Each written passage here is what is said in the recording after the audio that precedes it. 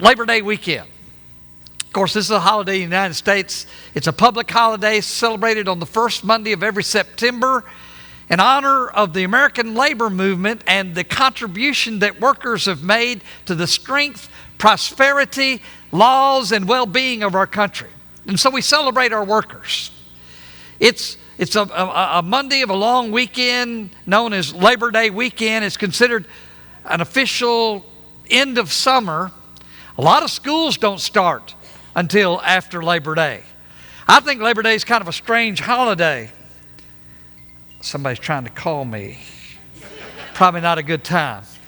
But anyway, it's a strange holiday. It's difficult for a preacher to know what to preach on Labor Day. I mean, I've never gotten a Labor Day card. Nobody's ever come to me and said, Happy Labor Day. It's relatively, it's just a different one. We don't eat turkey on Labor Day. There's no President's Done wrap on Labor Day.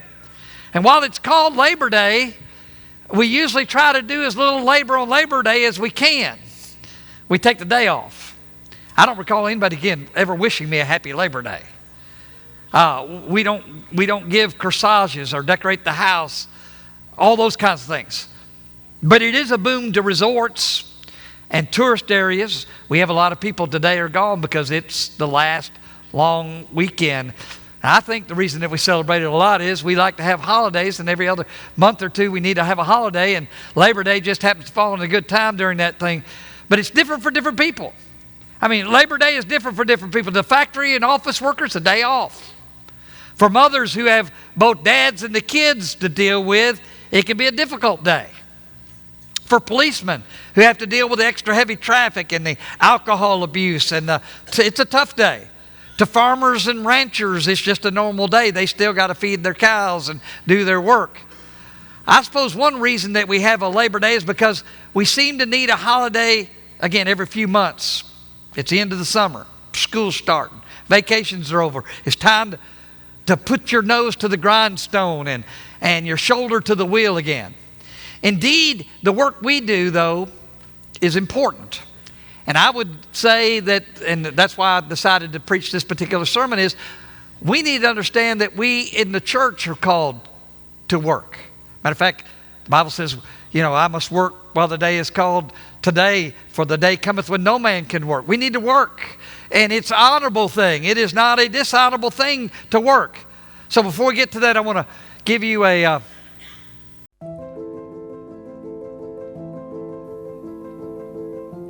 To the educators who taught us how to read, how to learn, and how to make a difference.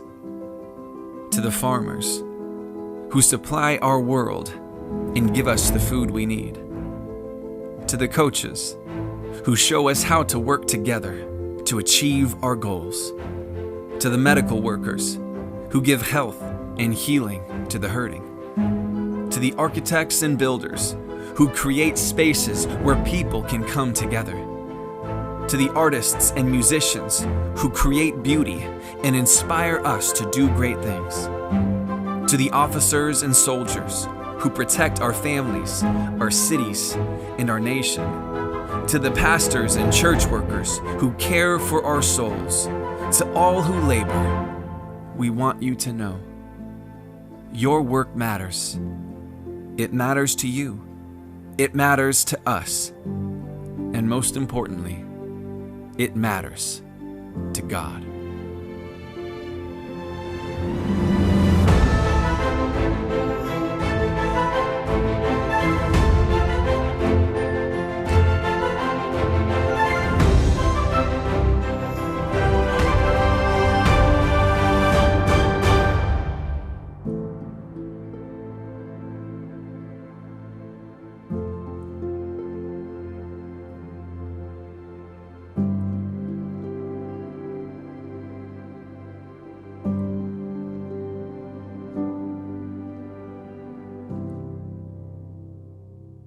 I love that verse in Colossians chapter 3, work as if you're working for God. Whatever you do, whatever your work is, when you go out starting Tuesday, begin back into your normal service, you need to understand that you're not just working for your boss, you're working for the boss, the God of heaven. And you represent. If you have your Bibles, be finding 2 Corinthians chapter 5. It's kind of interesting, that chapter there. There's a couple of things. He says in chapter 4 and verse 12, he says, we also believe and therefore we speak. That because we believe, we talk about the work that we're doing and the job that we have. But then he goes on and tells us why we do what we do when we do what we do. Wherefore we labor, he says in 2 Corinthians chapter 5. We're going to be looking at that this morning. Because we need to understand why we are called to such a great task, the work of the Lord. Because I believe if you understand why you're doing something, it means all the difference in the world. It means, matter of fact, Bill and Joyce have gone out of town, and one of the places they go to, I think they went recently, there's a road in Tennessee that goes nowhere. Anybody heard about the road that goes to nowhere in Tennessee? It was one of the work construction things that they had during the work programs, kind of like the, Homestead is a big work thing during the Depression. Well, they were building these roads, and they were building this road, and it actually just goes to nowhere. And these workers were building, and they were all excited about having a job and doing all these things until they found out that their work was for nothing. We need to know that our work means something, that it's going somewhere, that we have a destination in mind. But I think if you understand why you do something, it makes all the difference in the world. It's kind of like this story I heard about. There was this Indian one time who watched them up in Maine build a lighthouse. And he watched them as they built the lighthouse. And he came every day and watched as they put brick upon brick, as they put in the bell, as they put in the light, as they put in the horn and all the different things. And finally they had the grand opening of this lighthouse. They invited this Indian to come and be a part of it and everything. And so they had this big grand opening of the lighthouse and all. And finally they asked him, what do you think about it? He said, well, the light shined and the horn blew and the bell rang, but he said the fog came in just the same. He didn't understand the purpose. Most of us, if we don't understand the purpose of what we're doing, our work doesn't excite us. It doesn't get us motivated, and we don't feel like we're accomplishing anything. So Paul gives us, when we're talking about Labor Day, the reason why we do what we do. As a matter of fact, he tells us again in 2 Corinthians chapter 5, verse 9, wherefore we labor. That's the King James Version. For this reason we work. This is why we work. And we need to understand why we work. And so he says, okay, if you want to know why God has called you to do the things that he's called you to do, let me give you some reasons why you're supposed to be out here serving in the kingdom of God. Again, as we get through Labor Day and we get ready to finish up and start putting our shoulders to the plow, as to say, we need to understand why we're called to this work that God has called us to. As a matter of fact, Jesus talks about it. He looks out at the fields. He said the fields are wide in the harvest, but the laborers are few. Why? Because a lot of people don't understand their purpose. They don't get excited about what they're doing because they don't know. I believe if we understand what God's call is, we will get super excited. So let's look at some of the reasons.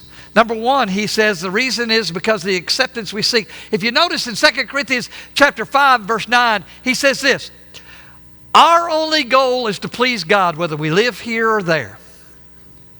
The reason he starts out saying, here's why we work, and then the next thing he says, here's our goal is, our reason is, the reason that we work is we want to please God whether we live here or there. Wherever we are, here, there, anywhere, our goal is to please God. It doesn't matter whom you displease as long as you're pleasing God. You need to put God as your number one priority of who you're trying to please. And a lot of people are people pleasers. And they're trying to please. And let me just tell you right off the bat, you're never going to please everybody. I don't care what you do. One thing I've discovered many years ago, there's a lot of preachers that leave their work because they don't discover this secret. You can't make everybody happy. I don't care what you do. You can't make everybody happy. For some, it's too cold. Others, it's too hot. It's kind of like the three bears, one's too soft and one's too hard. It's hard to find that one that's just right. Very few people like everything. I always tell people when they complain about things at church, I say, well, you just hang around long enough, we'll do something a little different. Eventually we'll have something you like. But we always do. I always put something in the bulletin, by the way. Some people like to find things wrong with everything. So I always put a mistake in the bulletin just so somebody can find it, and they'll be happy. That's not true, but we have somebody actually reviews the bulletin. Because I got Shannon Freitag over there that won't let me do that. But, there are people who like to find things wrong with everything. And so, we do that. But he says, our only goal is what? Please God. What better goal could you have for the things that you do? So he says, if you want to know why I'm out here, and Paul, when you think about people who was a worker, Paul was a worker. Matter of fact, when I think of evangelism, he's probably the greatest evangelist that ever lived.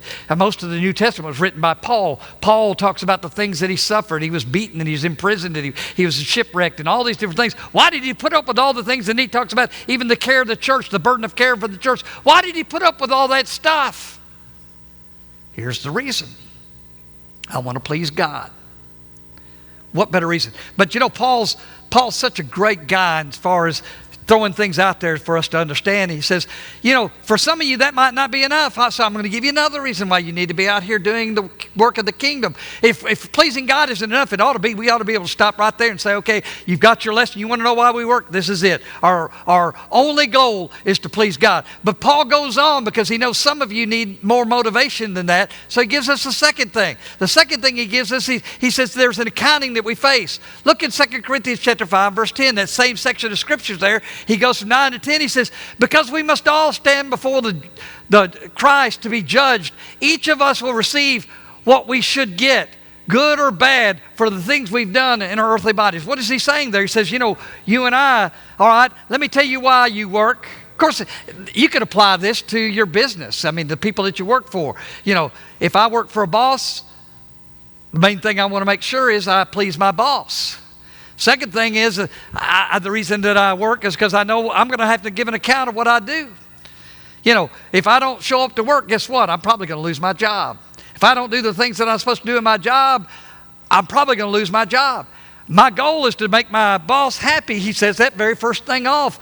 My only goal is to please God. Second thing, though, he says, why? Because I'm going to stand before this God, this same God that I'm trying to please, and I'm going to be judged according to the things I do, whether good or bad. Isn't that what he says? You see, one of these days, my life is going to pass by God in dress parade. I'm going to stand before God in the judgment seat of God, and I'm going to give an account of the things that I've done, whether good or bad. I'm going to have to give an answer for that. I don't have to answer for you. You don't have to answer for me. One of the things that brings me joy is I don't have to answer for anybody but to God when it comes to my eternal soul. God is going to judge me, though. I've used this illustration before, but I believe, he talks about the opening up the book of life. And at the end of life, you go before God and he opens up the book of life. He's going to open that book of life and he's going to look in there and he's going to see if your name is written in the book of life. If it's not, what is he going to do? He's going to say, depart from me, ye that work iniquity. I never knew you. Get away from me.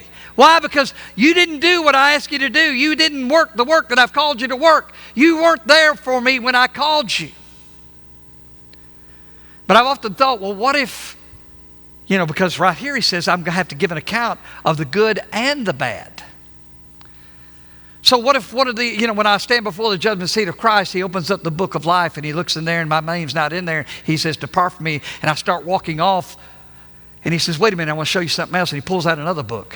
This is the book of things that might have been.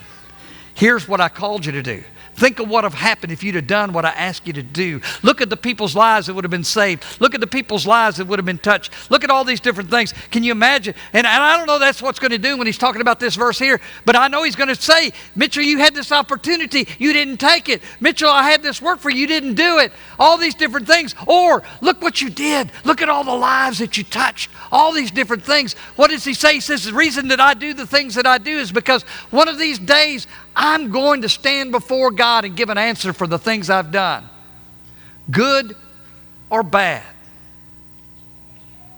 So he says, you know why I work? That's it. Another reason. He says, if that's not enough, let me give you another reason why you should be out doing the work in the kingdom. He says, because of the appreciation we have. Look at the next verse there in verse 11. Knowing therefore the terror of the Lord, we persuade men. But we are made manifest unto God, and I trust also are made manifest in your consciences. What do he say? Therefore, knowing the terror of the Lord, what does he mean? He means I know what's going to happen to people who don't come to Jesus.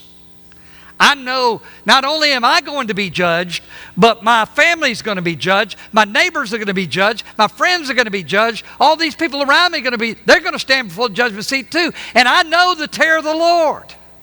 What does that mean? You know, sometimes we've preached the love of God so much that we've forgotten that it's a horrible thing to fall in the hands of a vengeful God. That God is a great God, a good God, but He's also a just God. And one of these days, I'm going to have to give an answer. We just read that. And because of that, I know the terror of the Lord. I know that those who are lost are going to be eternally lost. They're going to die and spend the rest of eternity in torment. We don't like to think about that. We love to think about heaven and all the glory of heaven and all the for being in the presence of God and all that. But we've gotten away from preaching about hellfire and brimstone and warning people that, yes, you can go to heaven, but there's also a place called hell. You know, one of the things that's I work emergency service, I see a lot of people die, and most people die unexpectedly. Most people do not die with their pajamas on. They don't know that they're going to die when they die. There was a young man died this past week, 30 years old, left a 4-year-old and an 18-month-old and an 8-month-old. Just putting post holes in the ground. That quick. I mean, first time I ever saw somebody die is Brownsville, Tennessee. I was coming home from church. We were coming up. There was a 4-way stop or 3-way stop. Came up to the stop there. The red light was red. There was a guy on the other side on a motorcycle. He pulled up. He stopped at the stop sign. Another guy come in behind him, and he didn't stop in time. And he just barely hit this guy. But it was enough to knock him off balance. His motorcycle fell over, and it leaked gas and caught on fire. And we watched this guy burn to death. Burned to death. And I remember... And I was about 16 years old when this happened. I remember him telling somebody, just kill me. They were trying to throw a rope to pull it off of him and just couldn't get it off him. And he died there, right there in the middle of that intersection. But you know the thing about it is, his pain ended. It was a horrible way to die, but it ended. Can you imagine being licked by fires for eternity? Never getting relief. You had that rich man and Lazarus story where the rich man says, send Lazarus, let him just touch the tip of his finger, just a drop of water on my tongue, for I am tormented in these flames. That's what Paul's talking about. I know what's going to be like for those that are lost. If you want to know why I'm so motivated to preach and to undergo all the persecutions that I've undergone, is because I know that people are going to die and they're going to be lost. And I know what it means to be lost. So I work. Because I don't want to see somebody I love face eternity without God. But he says, if that's not enough, let me tell you some other reason why. Because the affection we receive. Look at this. He keeps on going. Same in verse 14, just 3 verses down from that. He says, for Christ's love compels us. He starts out saying, wherefore we labor. And then he gives all these different reasons. He says, for Christ's love compels me. It takes control over me. There's nothing more powerful than the mother's love. You know, there's stories of women getting almost super strength when their children were in danger, of trying to lift things off that they could have never done before. Of course, scientifically they say it's an adrenaline rush that you get, and it gives you a super burst of energy and all that. But a parent, a mother especially, will go do anything because of the love of that child. They will sacrifice for the love of a child. Paul says, you want to know why I work? Not so much my love for God, but God's love for me. When I think about how much He loved me, when I think about how that He sacrificed His Son for me, when I think about how that Jesus came and lived and died, and He didn't have to. He could have stayed in eternity with the Father and all this, but He came and He suffered like I suffered, and that's why He tells us in Hebrews we don't have a high priest that doesn't understand us, who suffered just like I did, who went through all the temptations that I did. When I think about that, when I think about how much God loves me, that motivates me. I've told this story before, but the story of a young kid that was in Chicago, and him and his mother was there. He didn't have a father. His father was gone, and the mother would clean houses during the day to take care of their son. The son was disabled. He had a debilitating disease where he couldn't walk. And so she would leave him during the day, and he would crawl around the apartment, and she would go to work, and he would do, stay there at the house. They were very poor, but she would leave a newspaper and things like that. He would read the newspaper. One day she came home, and he had gotten the newspaper, and he said, Mom, look, there was an article in there about this doctor who had come from Australia that had came over, that was in Chicago, who was a great neurosurgeon, and he was doing these surgeries on a disease similar to what this young man had. And he said, look, it says here that he's doing this surgery on this boy, and it says they think he might be able to walk. And she said, Mom, wouldn't it be great if I could have a surgery like that? Of course, she just broke down because she knew she didn't have any money. There was nothing that she couldn't do anything about it.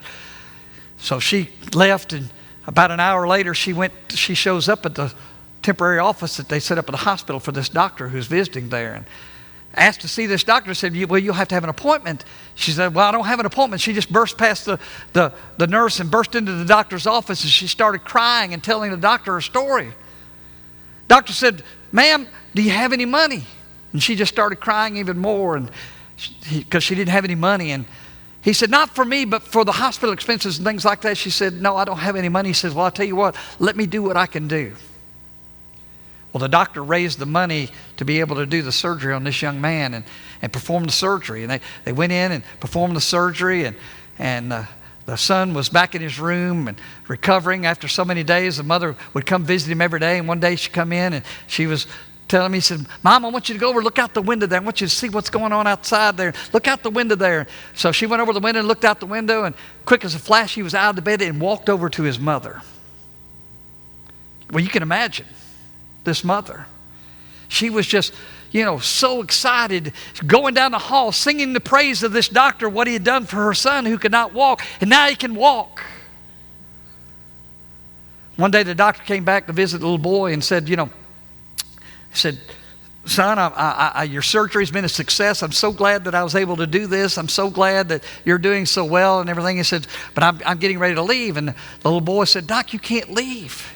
He said, son, I got to go back home. I got to go back to my country. I got to go back to my family. I've got to go back to my practice. The little boy grabbed his coat and pulled him down, hit his face to his face. He said, Doc, I want to tell you something. He said, long as there is a tongue wagging in my head, people ain't going to forget what you've done for me. Can a Christian say anything less? As long as there's a tongue wagging in my head, people ain't going to forget what he's done for me. That's what Paul's saying. The love of Christ controls me. It takes over me. Things that I wouldn't normally do, but because of the love of Christ, I'm out here doing what I'm doing. The love of Christ constrains me. You'd think that'd be enough, but he doesn't stop there. He goes on. He says, the accomplishment we see. I know this personally, working in 2 Corinthians chapter 5. He goes on, verse 16 to 17. He goes on, he says, for the time on we do not think as anyone as the world does. In other words, I'm not thinking like the world does anymore, because you know how we do. The world thinks one way, God people think a different way. So many different ways in the world. We look at people and say, we look at them as good prospects. Oh, this person's a good prospect. This one's not. He said, I don't see people the way the world sees them anymore. Then he goes on. In the past, we thought of Christ as the world thinks, but we no longer think of him in that way. Then he goes on. If anyone belongs to Christ, there's a new creation. The old things have gone. Everything is made new. So he says, listen, I don't see people the way I used to see people. I don't see Jesus like I used to see Jesus. You want to know why I do what I do? Is because of I see people's lives change. I see new creations take place. Now, if you've never sat down and studied with somebody and seen the light click on when they study the Bible and realize that they're a sinner and realize that they can be bought back by the blood of Christ and come to that realization and make that confession of faith, you don't know what Paul's talking about. But if you've ever sat and studied with someone and showed them the way and showed them who Jesus is and that light click and then obey the gospel, I don't know that there could be any more mighty motivator than that. He says, I see lives changed. And so I work. Then he goes on. But if that doesn't help, Paul goes through all these different reasons. The first one ought to have been enough. Don't you think the idea that he says, the only reason I'm doing what I'm doing because I want to please God? The only one I want to please is God. That ought to have been enough to stop right there. But Paul doesn't stop right there. He keeps going on. You know why? Because I know the terror of the Lord. I know what it means for people to be lost. Why do I keep on doing the things that I do? Because I'm afraid of what's going to happen when people fall in the hands of a vengeful God. You want to know why I keep doing what I do? Because of the love of Christ. Christ's love compels me. And you want to know why I do? And then he goes on. He gives you all these different reasons. But he says, you know what? If that's not enough, if you don't see people's lives change, and that doesn't motivate you, then this one ought to. All things are from God through Christ. God made peace between us and himself, and he gave us the work of telling everybody about the peace we can have with him. What's he saying? If all these other reasons that I've given you to get out and do and to serve and to sacrifice aren't enough, it's your job. Bottom line. We got the teens sitting over here. I love seeing these teens sitting together. I could probably interview every one of you guys this morning and ask you, has mom and dad ever told you to do something and you ask why? Have y'all ever done that? Hey, that's kind of what we do. We say, well, why? Mom says, take out the trash. We say, well, why? Well, because the trash is about to run over. Okay, but why? Well, because if it's going to run over, it's going to make a mess, and it's going to start stinking and all these different things, and you give all these different reasons. They keep asking, well, why? Well, why? And then they finally, well, why me? And finally, mom and dad does what? Because I told you to. Because I told you. I don't care. Have they ever told you that? Mom and dad told you? You do it because I told you to. Paul is giving you all these reasons why you ought to be out here doing what you ought to do, and then he finally just says, it's your job. Because I told you to. God has given us the work of telling everybody about the peace we have with him. It's your job. If all these other reasons aren't enough, it is your job. He has given you that job. It's not, but we pay a preacher. It's his job. No. Well, we got elders, that's their job. No, we got deacons, that's their job. No. He's talking about those he's made peace between us and himself. Who is that? That's me and you both. That's all of us. And then he's given us the work of telling everyone about the peace we can have with him. It is your job. Period. So we need to be about doing it. We need to understand that we have been given the greatest call that's ever been given anyone in the world. And we need to understand that. God has given us the job of reconciling people. And God can use you in his kingdom. You just got to get about the work. We celebrate Labor Day. We celebrate every one of you people here today that do all the little things that have to be done to make this church work. But I'm telling you, there's a reason why you do what you do. And Paul gives us a lot of good reasons. Now, I could go through the Bible. I want one other video we're going to watch, and then we'll go offer the invitation. Be sure to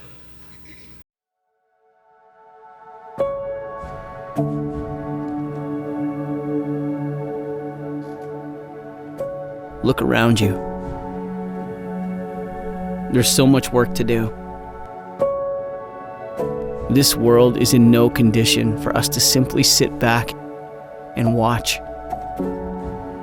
There is a tangible, desperate need for Jesus. A glimpse of hope in the midst of hopelessness. Jesus experienced this. He saw it firsthand. The need broke his heart and filled him with compassion.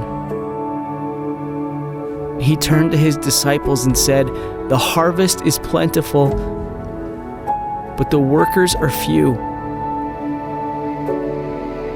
This alone should stir our hearts.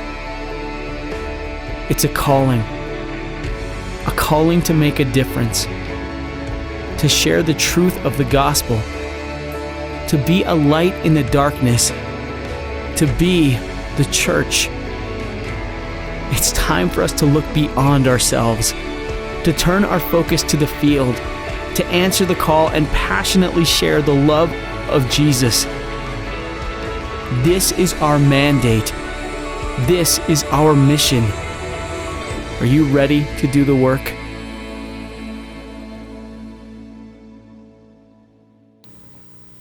God has called us to the greatest work in the world. We need to be about doing it. If you're here this morning, maybe you need the prayers of the church.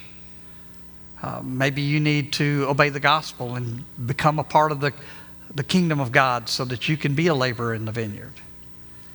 If we can help you this morning, you need to understand, we think about Labor Day, the work that we do.